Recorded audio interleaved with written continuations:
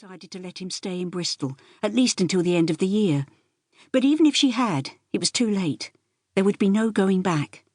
Ros was someone who would never risk losing face. The basement flat, the only place they had been able to afford when they returned from America, had been pleasantly cool in May, but now, in August, it felt like a hot, stuffy burrow.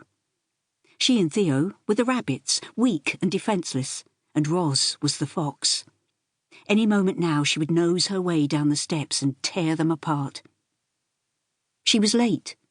People like Ros always were. Being late was a way of showing how terribly busy she was, how important, how much in demand. A recent part as a social worker in a soap opera had only lasted for 3 episodes, but convinced Ros she was on the brink of the breakthrough she'd been waiting for ever since she left drama school, the year before Theo was born.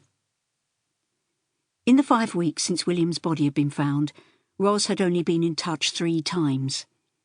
Once after the police had broken the news, once to arrange to collect Theo, and a 3rd time, a text, to alter the day from Friday evening to midday Saturday. Theo had switched on the television, turning down the sound until it was barely audible, a thin wail of pop music accompanying the gyrating figures on the screen. Looking up at the pavement, Kristen recognised familiar scraggy legs in wrinkled stockings. They passed the iron railings and disappeared, and she heard Mrs. Letts put her key in the lock of the ground floor flat and slam the door behind her.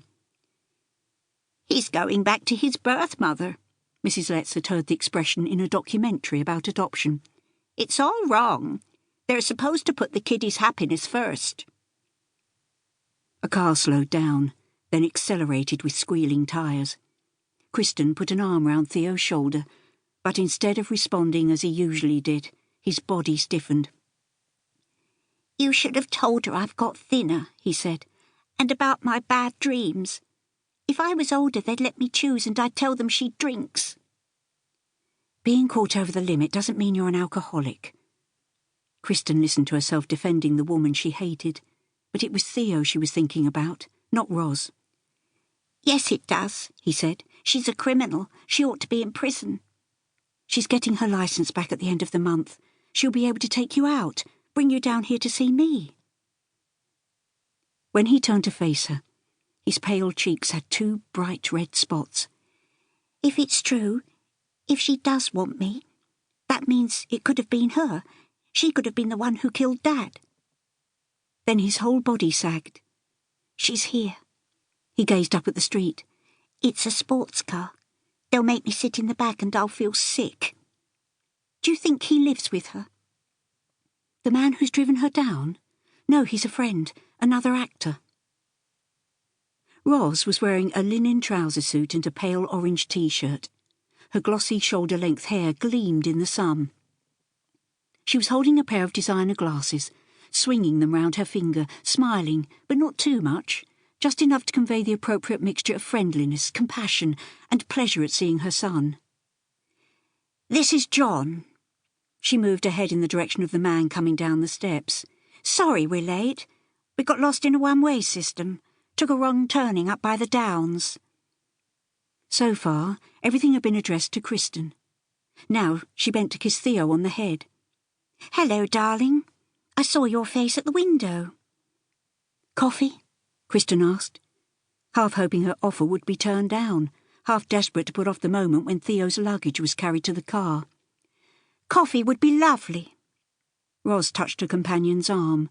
"You probably recognise John. If you don't, he'll be rather upset, won't you, my darling?" Kristen shook his hand, feeling a slight warmth towards him simply because he wasn't Ros. His face was vaguely familiar.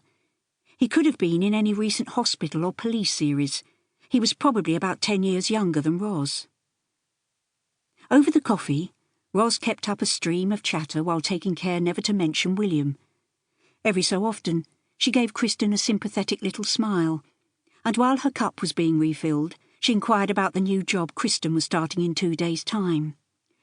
"Something with gifted children, you said." Kristen had explained on the phone, but she would have to do it all over again. Pleasantries had to be exchanged. Everything had to be carried out as painlessly as possible. A holiday course at a tuition college.